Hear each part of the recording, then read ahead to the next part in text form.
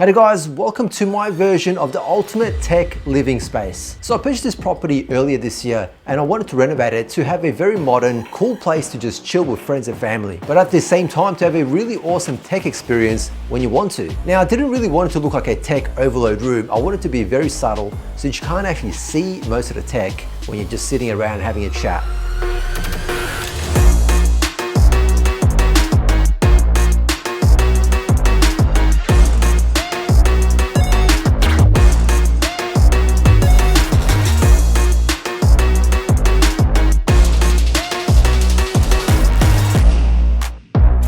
So let's get right into it. So the first thing I did was install this cove ceiling that I did myself by watching YouTube videos from a Turkish guy on YouTube. It was an enormous amount of work, but it actually turned out really well, and I'm very happy with it. I feel like it's become the feature of this room with the LED light strips going all the way around. It's just so much more comfortable to look around in this room compared to downlights directly pointing into your eyes. I then installed the herringbone hybrid floors purely because I just love this pattern and the color is great as well. So the sofa I'm sitting on is from Freedom. It's called Apartment 02. Absolutely love this one. It took ages to find. Went around to maybe 100 stores, went everywhere. It's so many different ones. Some look good, but they're not comfortable. Some have a good color, but the design wise, they just look not right there.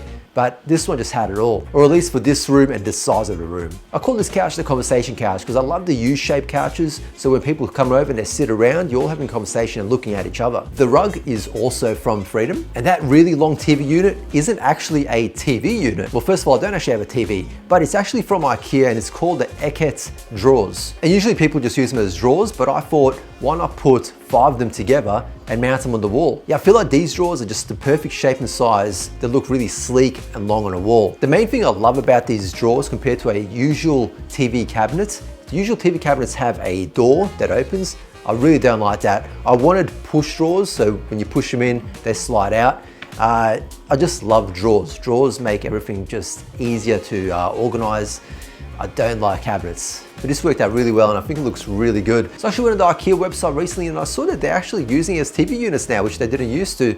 And they've actually got a dedicated single piece that has like a hole inside. I'll put up a photo right now so you can see it. And that's where you can kind of put like your PlayStation 5 or any other thing you got there, maybe a DVD player. I don't know what you're gonna put really in there, maybe some books, but that's an option. And that one's actually got holes for cables to run through, whereas my one, I actually had to drill holes underneath the soundbar so that you can't see the cables running through it. Now in this whole room, I had my electrician come down and install so many power points. They are absolutely everywhere, just so that you can't see cables essentially anywhere. On the other side of the room, I'm actually using the same system from Ikea. It's Ikea Eket, but this time it's in brown. It's where I store my shoes, keys, and things like that. It's also wall mounted, except on this side I have a big cabinet, tiny little cabinet, and a 2-drawer system. And then underneath in that gap is also going to be a wide 2-drawer, just like the one that's actually positioned in the what's called TV unit.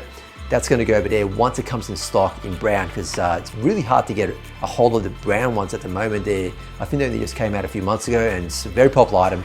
And it's like a 1-month wait time to even get it. Now, before I forget, I'll have all of the products that I'm mentioning in this video in the description below. So if you're interested in checking out more information about it, find it down below and just go to the website. Now let's get into the spicy stuff, the actual tech that makes this room so cool. At the front door, I've got the Aqara U50 smart locks. Absolutely love these. You can get it for a really good price if you actually search for a good deal. And the best part is that they've got Apple Home Key, which means that you can open the door by just touching your watch or your iPhone and it will unlock and lock. That was the key feature that I wanted for my smart locks because it's just so simple to do. Of course, you can also use a PIN code. You can unlock the lock from an app, and there's also a physical key if you want to do it that way as well. The 4AA batteries last forever. They've been in there for about 7 months now, and it's still on like 60–70%. As soon as you enter the room, there is a Apple HomePod Mini, which is a Bluetooth speaker, but I don't actually really use it much at all. The main reason I got it is because those Aqara U50 locks require a HomePod Mini or a Apple TV to be the bridge between the whole system so that it works with your iPhone and your Apple Watch. Now, even though I don't really use it for any other reason, it is actually a pretty good little speaker. Sounds great. And randomly I'll ask Siri some question and it works really well. So next to the HomePod Mini is an Ikea Takabo mini lamp. These things are so cool, they're very small, and I'm gonna put a smart bulb in there to give me like notifications by different colors. Now in the cove ceiling above me, I'm running Govee Lightstrip Pro 2 lights. I bought two 10-meter packs and then I cut them to size, so there's actually 2 strips in there because they don't actually make a 20-meter pack. So I had to go for 2. Now these lights are not cheap, but they're really good. They can flow colors in a really smooth way. There's a lot of LEDs right next to each other. Can't complain about these. These are really good. You can really set the vibe in the room in any way you want. And they're very bright, so you can actually use them as your normal light. Now in the curtain and underneath the TV unit, I've also got Govee light strips. They're 5 meters, but this time they're not the Pro 2 version. They're just the RGB IC version, so they're a bit more basic. They work really well for what I needed to do there because I don't actually set colors in those 2 sections. I just have them set to a different color temperatures of white. But those cheaper ones can't do smooth color transitions and flows along the light strip. It's more of a botchy movement. So not the best for colors flowing around, but perfect for where they are. Now I don't have a TV in this room because I didn't want a massive black box on the wall when the TV is not used. And I really wanted a big screen. So the alternative was to get a projector. And now before I talk about the projector, which is mounted on the ceiling right in the middle of the room, let's talk about the screen. So I've got the GrandView Fancy Series version 2 motorized tab tensioned screen. Now this one is 110 inch. They go up to about 226 inches, so you can really order some massive sizes if you have a really big room. But from my viewing distance from the sofa, that would equal to about 55 degrees of viewing angle, which is essentially the same as a real cinema. Actually, maybe even bigger in some circumstances. I think most cinemas are around 35 degrees, and then IMAX is at around 60, 70. So it's right in the middle there. Now this screen comes in a lot of different fabrics that you can choose from when ordering it. Now I've got the WW5 pure white, very smooth fabric. It is really nice. And the tab tension system, of course, keeps the whole screen absolutely flat. Now this screen is not a ambient light rejecting screen, so you really got to turn the lights down to get the best picture quality, but you can actually choose ambient light rejecting gray screens when ordering this projector screen. So this fabric has a viewing angle of 160 degrees. So it's essentially from any angle at all, because even when I get right to the edge, I can still see it pretty well. I don't even know why they call it 180 degrees, but you wouldn't want to sit right in a corner anyway. But essentially you can see it from anywhere. And it has a gain of 1.0, which means the brightness level will be the same as whatever the projector is putting out. Now you could also put speakers behind the screen if you choose one of the acoustic materials. It comes with a remote control to open and close the screen. And there is also many ways to automate this so that you can do it by itself. Like for example, when you turn your projector on and off. And in my case, I'm going to automate this using Home Assistant soon, which I haven't done yet, but that'll be for another video. Overall, the build quality seems really good. It's extremely easy to install, which I was surprised about. There's just 2 L mounting brackets at the top. You either mount them into the wall or the ceiling, into the studs, of course. And then the whole projector screen unit just clips in and you just screw it in just to secure it. Really easy setup. Very happy about that. Now the open and close operation is very quiet. Now you can still hear it, of course, but I wouldn't say there's ever been a moment where I'm like, that's too loud. I'm definitely loving the design of this new unit. Just a simple white long piece. It doesn't stand out in a bad way. I think it will suit pretty much any home. Now I've got mine hidden up there because I originally just wanted it to be like a very seamless look. But even if it was mounted on a normal ceiling, it will look perfectly fine. Now as for the projector, this is a Valerian VisionMaster Pro 2 triple laser projector. I'm just gonna start off with saying that this thing is an absolute beast. It runs at 4K and you can have the screen size up to 300 inches. So you can go way bigger than what I have it here if you have a wall that's big enough. Or you could even mount it outside. It's got 3000 ISO lumens, so it's very bright. Most of the time I have mine set to level 6 or 7, so it's about 60 or 70% brightness. I don't find I need any more, especially since I have white walls. You can also watch 3D movies. It comes with 2 3D glasses in the box. Now the contrast is really good. Obviously, if you had a room that was painted in a dark color, like dark colored walls and a ceiling, you'd get really good contrast levels with this projector. But even in a room like this where you got white walls everywhere, if you turn off all the lights, it's actually pretty damn good. Like I am by no means complaining about the contrast level. I think it looks perfectly fine. Now, is it like an OLED TV? Nah, it's not like that. But I feel like it doesn't need to be when you're watching movies and shows. But all I'm gonna say is that it looks just like how a movie looks in the cinema. So if you think in a cinema that the black levels are good, well, That's pretty much what it looks like here. But even a cinema is not like an OLED screen. So the question is, am I happy with the projector or do I regret it? And should I have just bought a TV? So the very simple answer is that I'm very happy. Overall, I'm really happy with the whole projector system. I don't really miss the TV.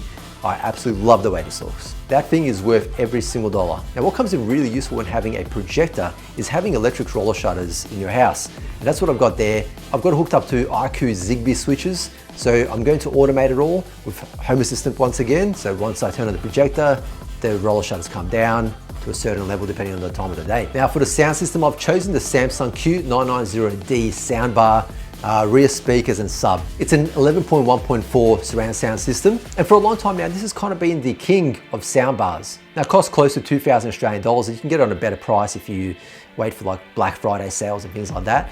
I definitely think it's worth the money. It sounds very good. It gets more than loud enough in a room like this. I never really even have it over like 30 or 40% ever. Now, is this as good as like dedicated speakers for surround sound with bigger speakers? No. The thing that I noticed straight away from using soundbars is that there's not much mid-bass. Now you got a lot of bass coming from the sub, but there's never much thump coming from the actual small speakers. Having said that, I love the way this looks. It's such a simple setup. The soundbar is very slim. The speakers are small and the sub is right in the corner. Like it doesn't take up a lot of space and I didn't want it to look like a home theater. I wanted it to just look like a living space. So I think this is still the right choice. If for a living room, I think this soundbar is 10 out of 10. Now, if I had a dedicated cinema room, I wouldn't choose a soundbar at all. I would go with dedicated speakers and a proper setup. I also love that it's a wireless system, so the rear speakers and the sub just need a power cord. It also works like a Bluetooth speaker, so you can AirPlay music from your iPhone directly. Overall, really happy with the soundbar. Definitely recommend it. Just look out for some good deals, you get it at a good price. Now, sometimes at night time when everyone's sleeping, I don't want to have the music blasting here, so I'll use headphones. Now, I've recently got the Nothing Headphones 1, which just came out. A really cool design headphone. Amazing quality, like they feel really good in the hands. They've got very good active noise cancellation. If I'm comparing it to my Sony XM4s, which are like really good headphones from about 2 years ago, I'll say that the active noise cancellation is better in the Nothing Headphones 1. But when it comes to audio quality, I personally still prefer the Sonys, and I like the comfort level on the Sonys as well. They're more plastic and they're just a little bit lighter and more cushiony on the actual ear cups. But they sound good enough and the noise cancellation is really good. And that design is epic, so they're staying. Now there's also PS5 hidden in that drawer, and it's a quite experience playing PlayStation on a 110-inch screen. It's very immersive, and that projector's got very low latency, and it can go up to 240 Hertz. Under the rug, I have a RugBuddy system, which is a heated rug design. So it's kind of like a heating element that you can put underneath any rug, and it heats up your rug in 15 minutes to about 24 degrees, depending on the actual thickness of the rug. I think it can go up to about 25 if you have a very thin rug. At the start, I didn't think it was so good because it makes the rug just warm. It doesn't get hot, right? Honestly, I thought it would get hotter. It's 600 watt system, so I think I expected more, but after using it a bunch of times, I'm actually starting to really like it. It just doesn't make the place cold. I don't know how else to put it. Like don't expect it to feel really hot. It won't feel really hot, but your floor won't feel cold. After using it a bunch of times, I'm kind of happy I bought it. It's pretty cool. And I'm saving one of the craziest items to last, and that's the Roborock Saroz Z70 robot vacuum. This thing is wild. It has got a robotic arm that comes out, picks up your socks and your slippers and puts them away during when it's vacuuming and mopping. Now, of course, it vacuums really well, it mops really well, it dries the mop heads as well so they don't stay wet. Like, it's a really smart system, but that robot arm is really unique and it does work. I don't know, like it works. If you got a lot of socks and slippers lying around your house, well, it will put them away. Well, that's about it for the living room for now. I will be automating a lot of this stuff using Home Assistant soon, so I might make another video when I do that to show you guys what I've done. In the near future, I'll be finishing up my video for my studio setup where I have my editing desk and my gaming desk. That's gonna be a pretty cool video as well. So if you wanna see more of that, more tech videos as well, please subscribe, hit that like button, and let me know in the comments what you liked, what you didn't like. That's it, thanks for watching, have a good one.